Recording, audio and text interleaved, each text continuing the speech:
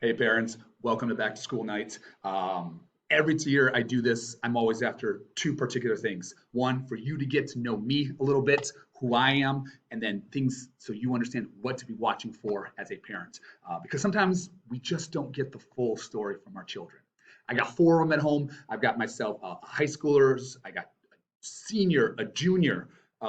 We go down to second grade over at Williamsburg, and then we have a daughter who's in pre-K right now. So I get all the stories all the time. So I want to make sure you know the information that we are dealing with.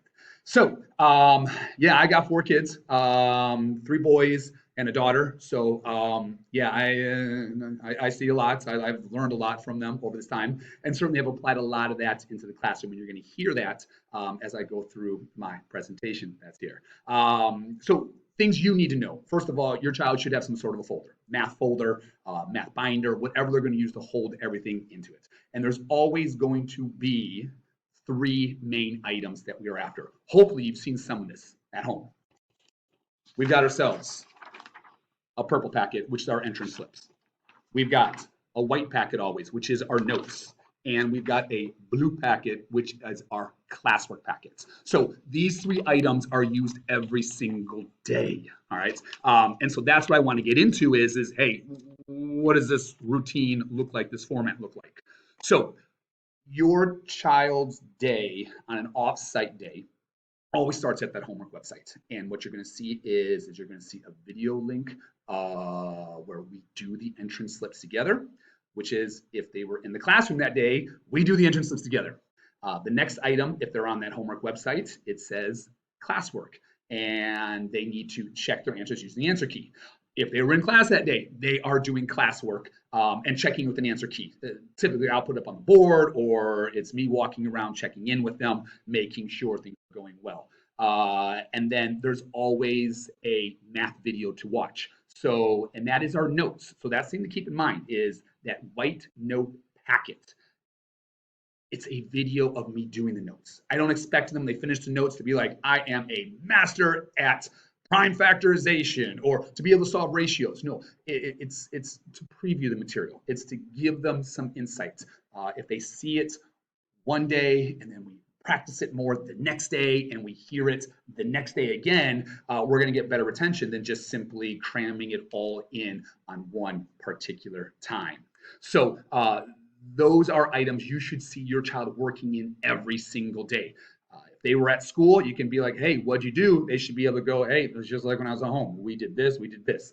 The one thing we do always build in, though, is the ability to go back the day to talk about it. So every class period, we start by talking about what did you do at home yesterday? So we're going to be talking about that particular material. The way the material is set up is there's a lot of, not to say repetition, but overlap is a better choice. Because if they kind of come in, they're like, yesterday was kind of, I don't know, it's okay. It's not like we're seeing something brand new the next day. There's always some sort of relation. And a lot of times, the first lesson, the second lesson is the most difficult one. And by the time they see 3 and 4, they can start to put the whole picture together. So we always do go over what they were working on at home. And then we also get into our material. And that's important because I think one of the things you need to know is we're going to get through the curriculum. All right. There's none of this, well, they're only here half the time, so we only get through half the curriculum.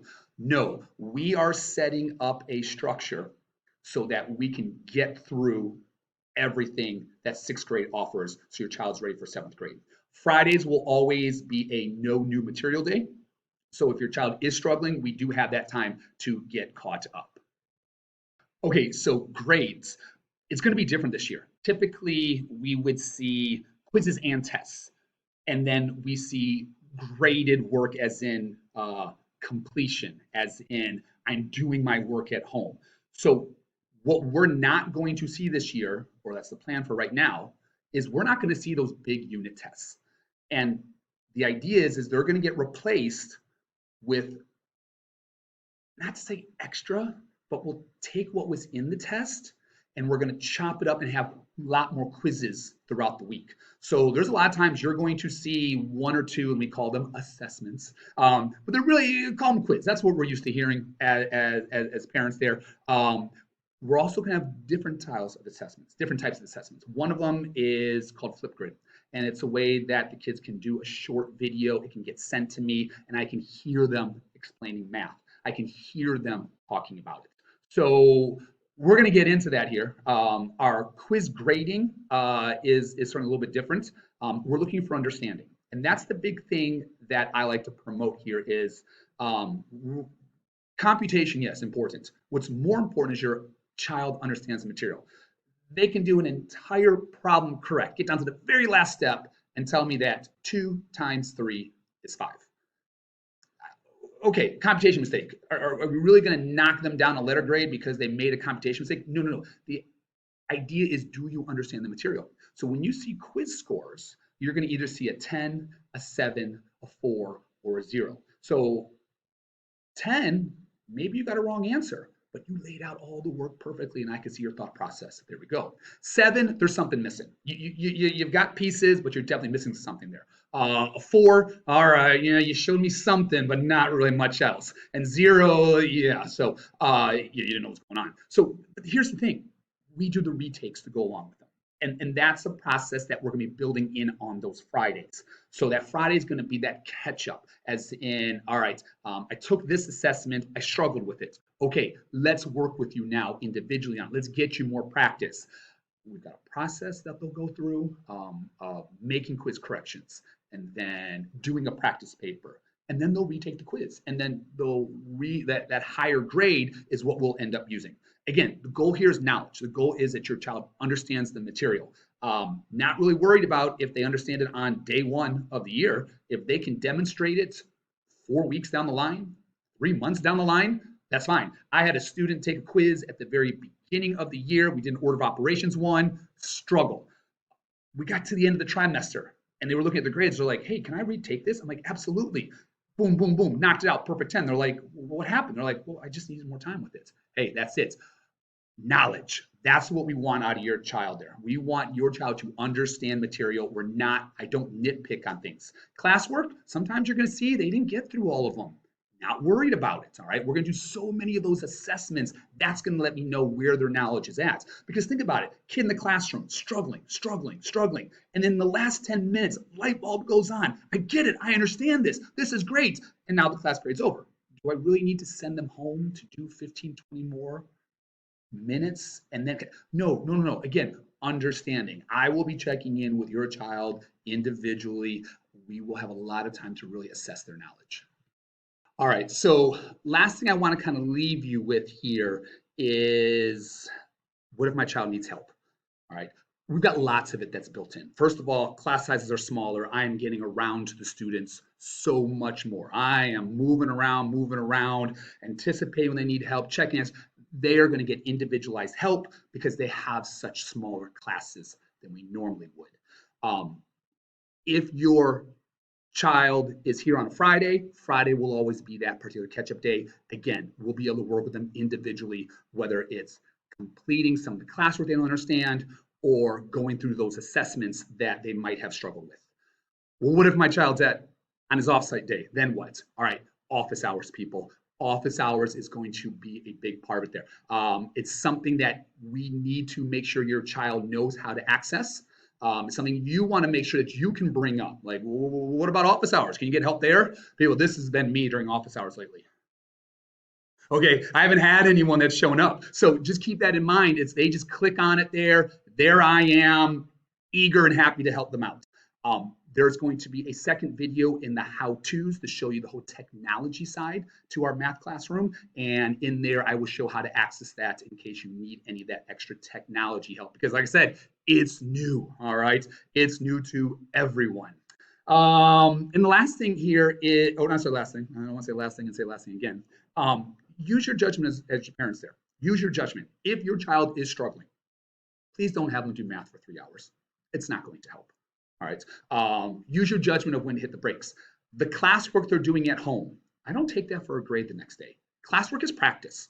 All right, classwork is them there. So if you want to, hey, by all means. But in my mindset, that's not going to help.